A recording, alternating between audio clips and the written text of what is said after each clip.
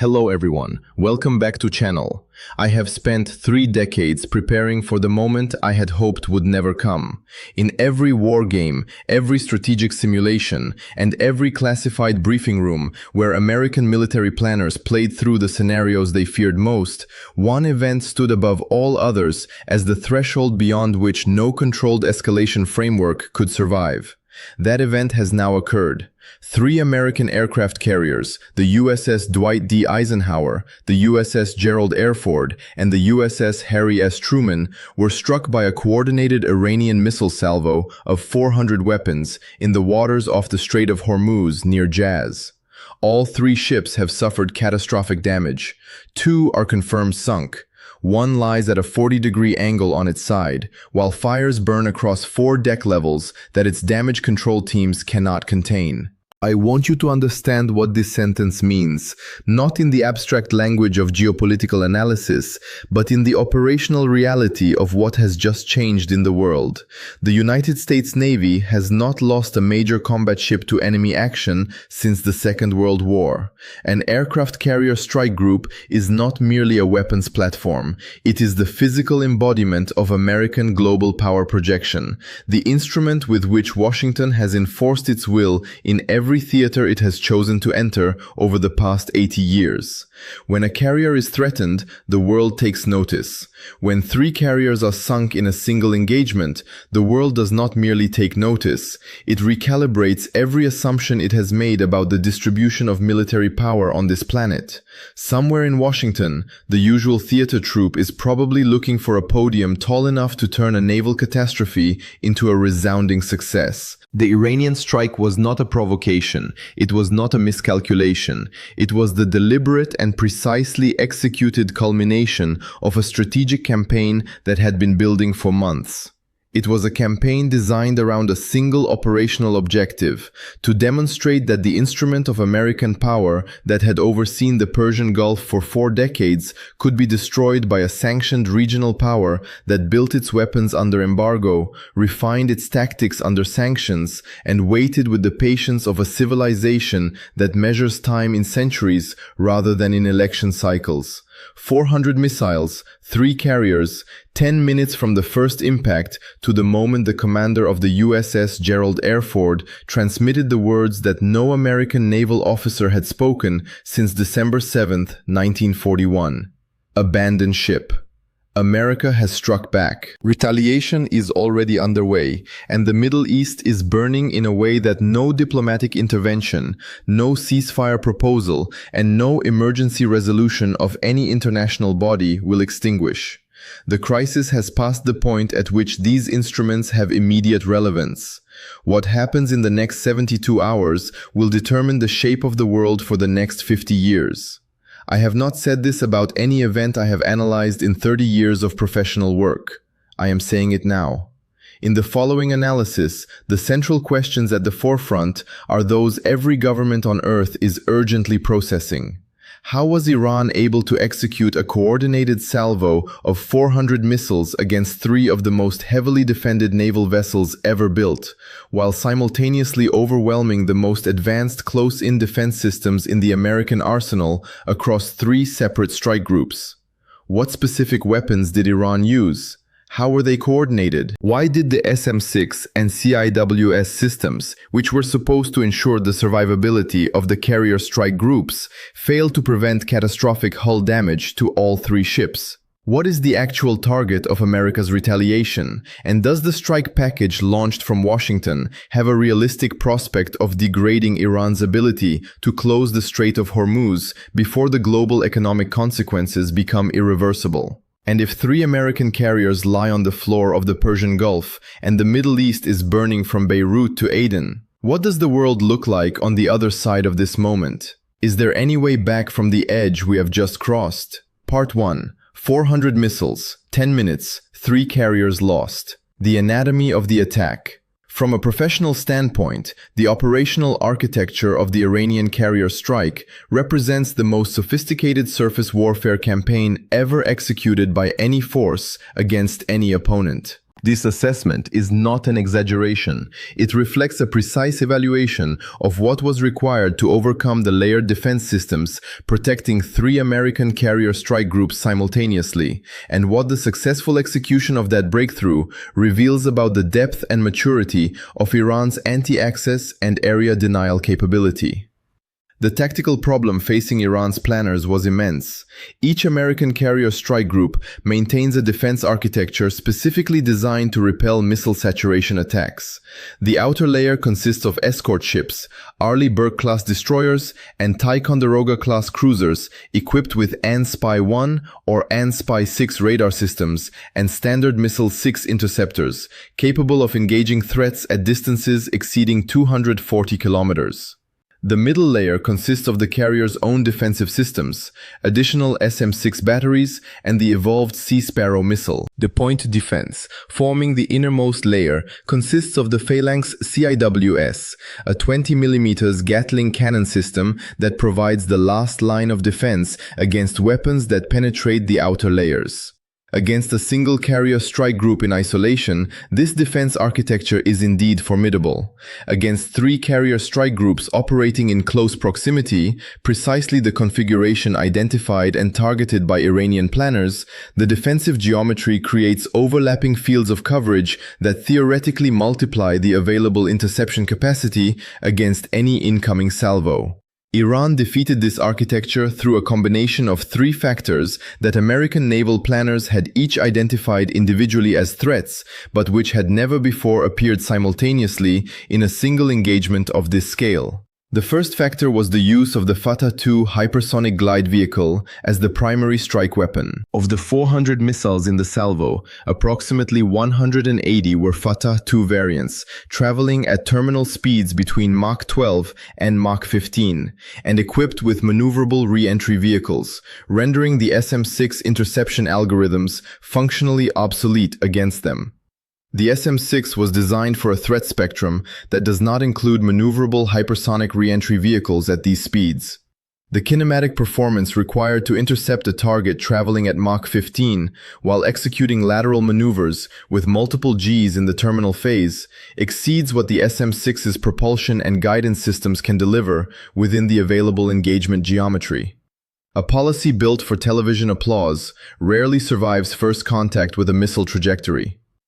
The second factor was the simultaneous coordination of salvos against all 3 carrier strike groups.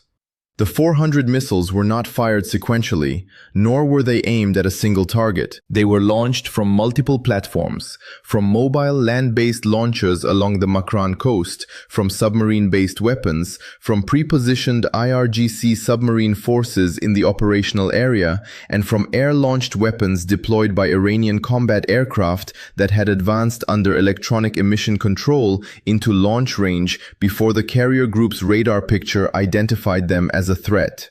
They were launched in a precisely coordinated sequence designed to ensure that all 400 weapons arrived over their designated targets within a time window of approximately 10 minutes.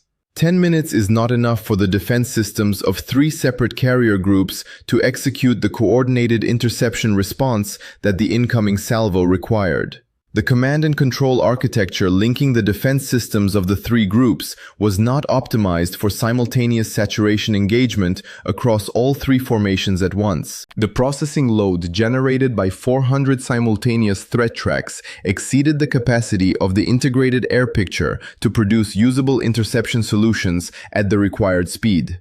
The third factor was electronic warfare, which degraded the radar performance of the escort ships during the critical initial detection phase.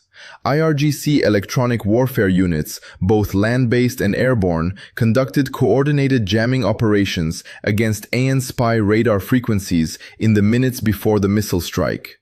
This created tracking uncertainties that reduced the effective engagement range of the SM-6 batteries and further compressed the available interception window.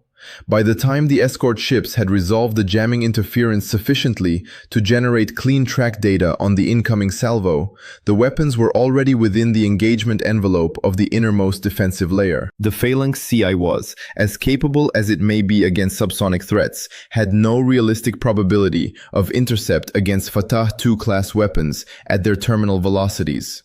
The results were catastrophic in the precise sense of the word. The USS Dwight D. Eisenhower, commissioned in 1977 and a symbol of 4 decades of American sea power, received 11 direct hits, including 4 Fatah II impacts that penetrated down to the hangar deck level before detonating.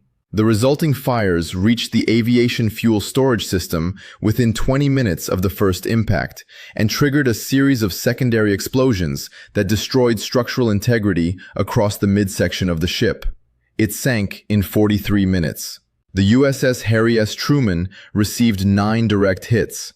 The hit pattern targeted its propulsion system. Specifically, 3 weapons struck its stern quadrant in a sequence consistent with deliberate anti-propulsion targeting rather than area effects. Immobilized and on fire, unable to maneuver or generate the speed required for effective damage control, it capsized 4 hours after the initial attack. The USS Gerald R. Ford, the most advanced aircraft carrier ever built, commissioned in 2017 at a cost of $13.3 billion, received 14 direct hits, including 6 Fatah II impacts. It remains afloat, but is assessed as beyond salvage. The order to abandon ship was transmitted at 03:47 local time. Its crew of 4,539 personnel is being rescued by escort ships and by Iranian search and rescue forces that moved into the recovery area under a brief operational pause, a deliberate signal of the conditions under which Tehran is prepared to manage the immediate human consequences of the engagement while maintaining its strategic posture. Part 2. The weapons that rewrote naval warfare. Iran's anti-carrier arsenal. What is most significant about the mix of weapons employed in this strike, beyond the raw effectiveness already demonstrated by the outcome, is what it reveals about the systematic and long-term nature of Iran's investment in anti-carrier capabilities. This was not an improvised response to an immediate threat. It was the operational deployment of a weapons architecture that had been specifically designed, tested, and refined over more than a decade with the explicit objective of defeating American carrier strike groups in the operational environment of the Persian Gulf. The Fatah II hypersonic glide vehicle, which formed the core of the strike package, deserves particular attention in the context of this engagement because of its specific terminal guidance architecture, which enabled it to achieve the hull-penetrating impacts that caused catastrophic, rather than merely superficial damage on all 3 carriers. The Fatah II's optical terminal seeker acquires and tracks specific visual aim point features on the target ship in the final seconds of flight: flight deck sections, elevator openings, the island superstructure, and propulsion exhaust outlets that indicate the location of machinery spaces, guiding the weapon to strike precisely at the structural point most likely to produce catastrophic rather than repairable damage. This is not area targeting. It is precise structural destruction targeting applied to naval vessels at hypersonic terminal speeds. The anti-ship ballistic missile Khalij Fars, the variant with maneuverable re-entry vehicles specifically developed for carrier strikes, contributed approximately 80 weapons to the salvo. Unlike the Fatah II, the Khalij Fars follows a quasi-ballistic trajectory that brings it down steeply from high altitude, presenting a different interception geometry than the low-flying cruise missiles and glide vehicles that made up the rest of the salvo. The combination of shallow trajectory hypersonic glide vehicles, steep trajectory anti-ship ballistic missiles, and subsonic cruise missiles arriving simultaneously from multiple vectors created a battle space geometry for which no currently deployed maritime defense system was designed. The subsonic cruise missile component, approximately 140 Hoveyza and Ya Ali weapons, served a specific function within the attack architecture, beyond their individual lethality. By saturating the innermost defensive layer with targets that CIWS and short-range interceptors could engage, they consumed the defensive capacity of those systems against threats they could handle, thereby reducing the available interception resources for the hypersonic weapons that the inner layer could not handle. The sequencing was designed to ensure that CIWS magazines were already partially depleted by the preceding subsonic wave by the time the Fatah II weapons reached their targets. Washington's favorite illusion is that a larger slogan can reload an empty magazine. The submarine component of the platform mix deserves particular attention because it represents the most operationally significant intelligence failure of the engagement. American anti-submarine warfare doctrine assumes a level of acoustic detection capability against Iranian submarine forces that was empirically disproven by the events of this battle.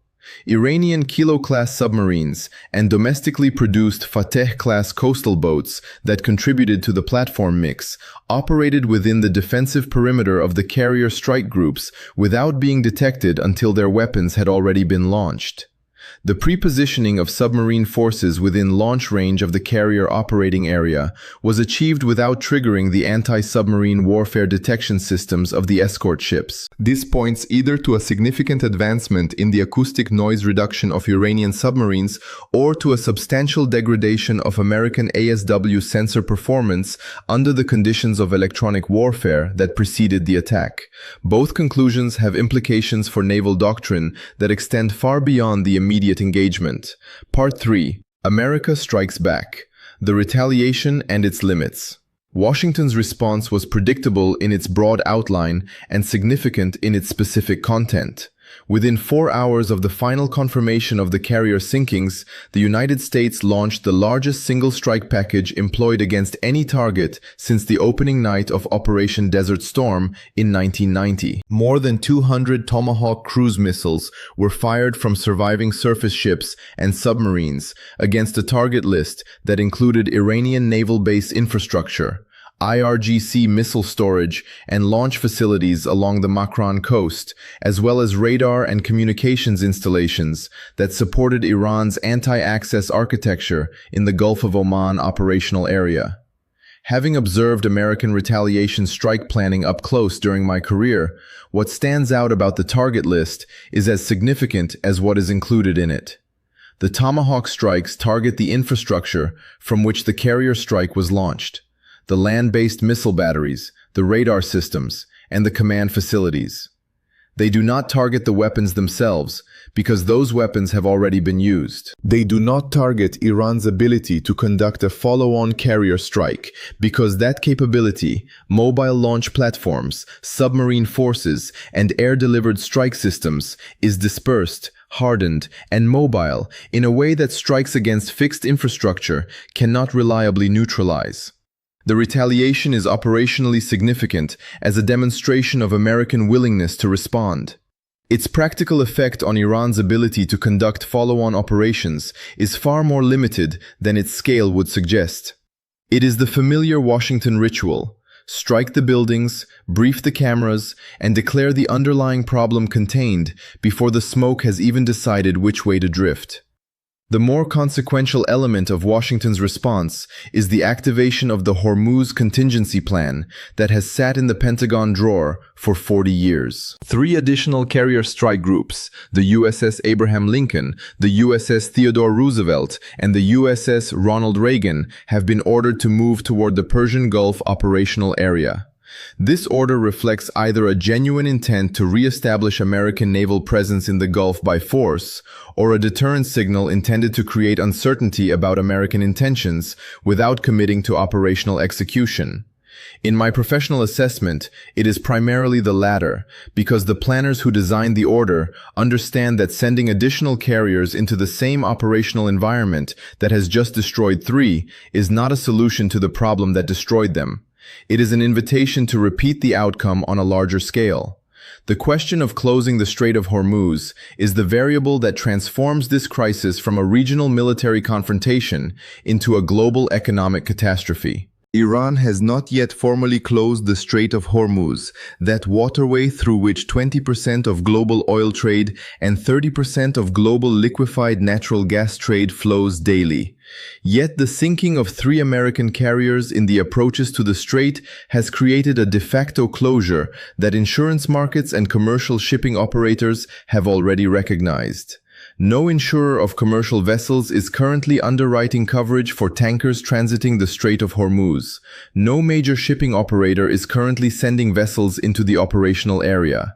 The de facto closure is already producing the oil price shock that a formal closure would trigger.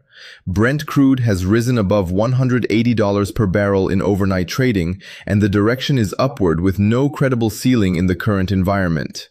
Part 4. The nation that built the weapon that sank the carrier. It is important to step back for a moment from the operational details and address something that the breathless reporting on this event has almost entirely missed: the human and civilizational dimension of what Iran has just accomplished, and what it means for a people that has been subjected to a level of sustained external pressure that no other nation in the modern world has endured with comparable intensity.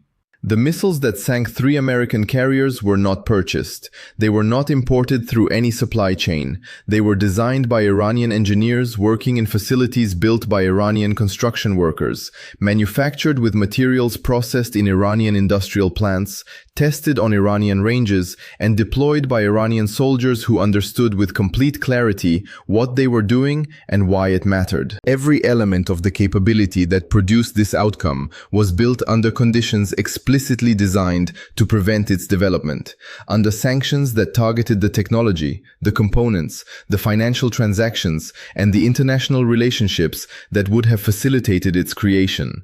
This means that the sinking of 3 American carriers is not merely a military event. It is the operational expression of a civilizational decision made 50 years ago.